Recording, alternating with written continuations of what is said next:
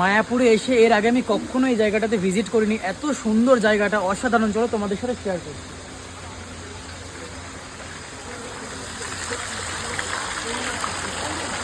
চারিদিকের ভিউটা একবার দেখো তোমরা, অসাধারণ চারিদিকের ভিউটা।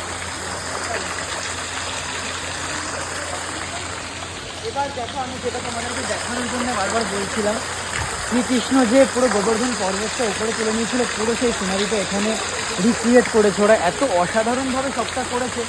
পুরো এই জায়গাটা একবার দেখাও, শ্রীকৃষ্ণের পুরো গ্রামটা।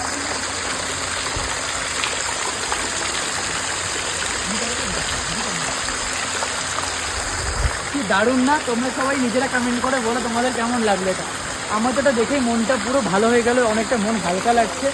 ডিপ্রেশন কাটাতে এসেছিলাম তো অলমোস্ট আমার ডিপ্রেশন কেটে গেছে, আমি যথেষ্ট এখন হালকা ফিল করছি, রিলিফ লাগছে অনেকটা। তোমরা একটু এটা দেখে অবশ্যই জানিও কেমন লাগলো তোমাদের।